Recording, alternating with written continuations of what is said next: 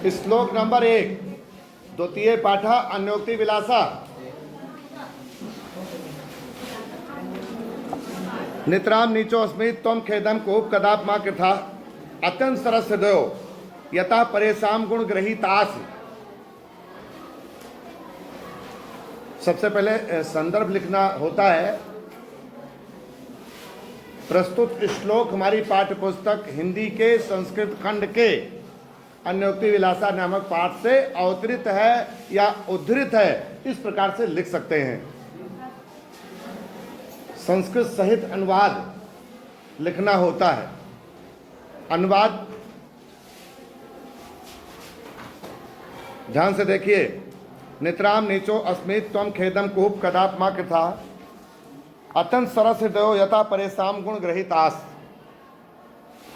नितराम माने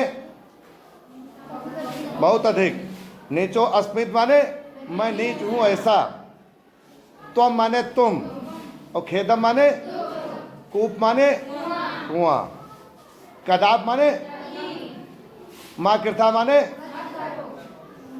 अत्यंत सरस हृदयों, अत्यधिक सरस हृदय वाले या अत्यधिक मधुर हृदय वाले। यथा परेशान गुण ग्रहीतास, यथा माने क्योंकि, और परेशान माने दूसरों के, गुण ग्रहीतास माने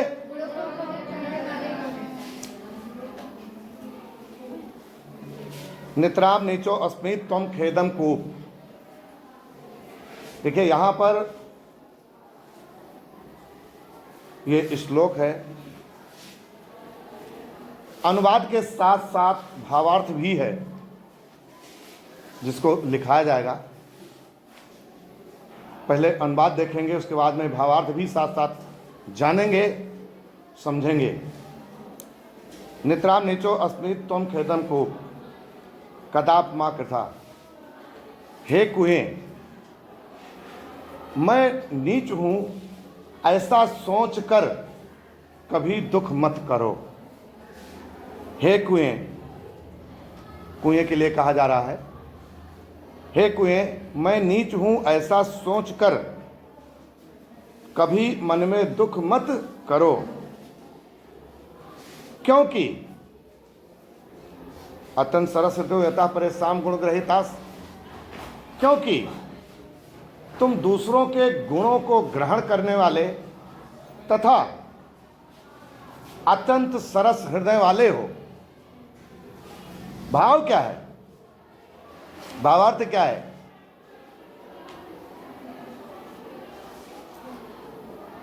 जैसा कि सभी लोग जानते हैं, कुएं में पानी होता है। बाल्टी में रस्सी को बांध करके कुएं में उसको डाला जाता है, फिर पानी उससे निकाला जाता है।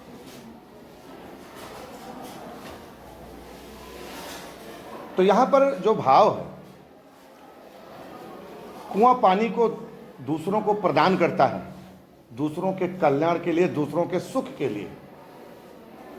इसलिए सभी के प्रति उसके अंदर सरसता का भाव है, मधुरता का भाव है, अच्छा भाव है, सभी के लिए कल्याण का भाव है, भलाई का भाव। इसलिए उसको कहा गया सरस हृदय युक्त, मधुर हृदय युक्त, सबके साथ अच्छा, रस्सियों को ग्रहण करता है। इसका आशय दूसरों के गुणों को ग्रहण कर रहा है। अब यहां पर भावार्थ क्या है? कुएं के माध्यम से जो व्यक्ति दूसरों के गुणों को ग्रहण करता रहता है। देखिए संसार में सभी मनुष्यों के पास कुछ गुण होते हैं और कुछ अवगुण भी होते हैं। किसी में अवगुण ज़्यादा होते हैं, वह व्यक्ति दुष्ट की श्रेणी में आता है, दुर्जन की श्रेणी में आता है। पिछली कक्षा में हमने दुष्ट व्यक्तियों का लक्षण बताया था। ऐसे व्यक्ति जिनके अंदर अच्छाई का गुण ज़्यादा विद्यमान होता है, वो सज्जन की श्रेणी में आते हैं। अच्छे लोग कौन होते हैं, सज्जन किसे कहा जाता है, इस बात को भी हम पहले बता चुके हैं। दया, क्षमा, सत्य, विचार, संतोष, नम्रता, परोपकार आदि गुणों की भावना जिन व्यक्तियों के अंदर विद्यमान होती है, वो व्यक्ति सज्जन की श्रेणी में आते हैं, अच्छे व्यक्ति होते हैं। उनके अंदर ये दो बातें अवश्य होती हैं। जो सज्जन व्यक्ति होते हैं, अच्छे व्यक्ति होते हैं, उनके अंदर ये दो बातें अवश्य होती हैं। पहली, सबके साथ सरसता, मधुरता का व्यवहार, सबका भला चाहना। और दूसरी बात, दूसरों के गुणों को ग्रहण करते रहते हैं। किसी में अच्छाई है तो उसको देख करके, समझ करके उसको अपने अंदर धारण करने की चेष्टा करते हैं। तो भावार्थ यह है कि जो व्यक्ति दूसरों के गुणों को ग्रहण करता रहता है, सबके प्रति मधुरता का, सरसता का अच्छा भाव रखता है, वह व्यक्ति नीच की श्रेणी में नहीं आता। यह हो गया श्लोक नंबर 1 का अनुवाद और भावार्थ। इसके बाद श्लोक नंबर 2, निर्क्षीर विवेके हंसालस्यम त्वमेव तनुषे चेत विश्व अस्मिन् धुनान्यः कुलव्रतं पालिष्यति का। नीर माने पानी, क्षीर माने दूध, विवेक माने बुद्धि, हंसालस्य माने हंस आलस्य को, त्वमेव माने तुम ही, तनुषे चेत यदि करते हो, विश्व अस्मिन् धुनान्यः इस विश्व में दूसरा कौन, कुलव्रतं माने कुल के व्रत का, पालिष्यति का माने कौन पालन करेगा। ये शब्दार्थ हो गया।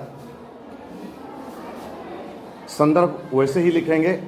प्रस्तुत श्लोक हमारी पाठ्य पुस्तक हिंदी के संस्कृत खंड के, प्रस्तुत श्लोक हमारी पाठ्य पुस्तक हिंदी के संस्कृत खंड के अन्योक्ति विलासा नामक पाठ से अवतरित है या उद्धृत है, इस प्रकार से लिख सकते हैं। अनुवाद देखेंगे। परमात्मा ने हंस को ऐसी ताकत बख्शी है। हम सभी ने हंस पक्षी को देखा है, देखा होगा, तालाबों में अक्सर पाए जाते हैं किनारे। हंस के अंदर वो बुद्धि, वो ताकत, वो शक्ति ईश्वर ने दिया है, बख्शा है। 1 लीटर पानी में 1 लीटर दूध को आप मिला दीजिए, हंस के अंदर वो शक्ति है कि दूध को पी लेगा, पानी को छोड़ देगा, और इस संसार में इस कार्य को और कोई नहीं कर सकता। समझ में आया? पानी और दूध को वो अलग कर सकता है, इस प्रकार की शक्ति ईश्वर ने और किसी को इस संसार में नहीं दिया। पानी में दूध मिला दें, हंस के सामने रख दीजिए, दूध को ग्रहण कर लेगा, पानी को छोड़ देगा। तो यहां पर इस श्लोक में हंस के बारे में बताया जा रहा है। नीर क्षीर विवेके, पानी और दूध को अलग करने में, हे हंस, पानी और दूध को अलग करने में यदि तुम ही आलस्य करोगे, जो कि तुम कर सकते हो, हे हंस, पानी और दूध को अलग करने में यदि तुम ही आलस्य करोगे, तो इस संसार में कौन दूसरा ऐसा है जो इस कुल के व्रत का पालन करेगा, या इस कार्य को और कौन करेगा। निर्क्षीर विवेके हंसालस्यम त्वमेव तनुषे चेत विश्व अस्मिन् धुनान्यः कुलव्रतं पालिष्यति का।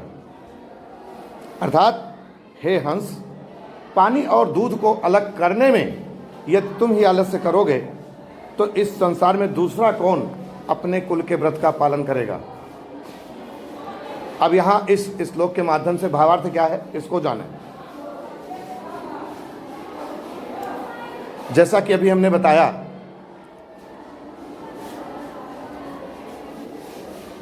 सभी मनुष्यों के अंदर, सभी व्यक्तियों के अंदर गुण और अवगुण ज़्यादा पाए जाते हैं दोनों। किसी के अंदर गुण ज़्यादा होते हैं, अवगुण कम होता है। किसी के अंदर अवगुण ज़्यादा होते हैं, गुण कम होता है। इस प्रकार जिसके पास अवगुण ज़्यादा होता है वो अनुचित कार्य करता रहता है, जो नहीं करना चाहिए। ज़्यादातर वो अनुचित कार्य करता है जो नहीं करना चाहिए। जिसके पास गुण ज़्यादा होते हैं वो व्यक्ति अच्छे कार्यों को ज़्यादा करता है, उचित कार्यों को ज़्यादा करता है, जो करना चाहिए, जो हमारे लिए श्रेष्ठ है। तो जिस प्रकार से हंस को परमात्मा ने, ईश्वर ने ऐसी ताकत प्रदान की है कि दूध और पानी को अलग कर सकता है, तो यहां पर दूध और पानी क्या है? भावार्थ में दूध है गुण, पानी है अवगुण। दूध का तात्पर्य उचित, पानी का तात्पर्य अनुचित। परमात्मा ने मनुष्य को ही एक ऐसी ताकत दी है जो वो निर्णय कर सकता है कि क्या उचित है, क्या अनुचित, क्या अच्छा है, क्या बुरा है, क्या गलत है, क्या सही है, क्या गलत है, क्या श्रेष्ठ है। इसका निर्धारण, इसका विचार, इसका निर्णय मनुष्य कर सकता है। तो भावार्थ इस श्लोक के माध्यम से यह है कि हे गुणग्राही मनुष्य जन, हे सज्जन व्यक्ति, यदि उचित और अनुचित का, गलत और सही का विचार करने में, निर्णय करने में यदि तुम ही आलस्य करोगे तो इस कार्य को इस संसार में दूसरा कौन करेगा? आशय क्या है? बुद्धिमान मनुष्य को, सज्जन व्यक्ति को, गुणवान व्यक्ति को, गुणी व्यक्ति को यह चाहिए कि किसी कार्य को करने से पहले उचित और अनुचित का, गलत और सही का, अच्छे बुरे का विचार, निर्णय अवश्य करे, तब कार्य करे। इस श्लोक का यही भावार्थ है।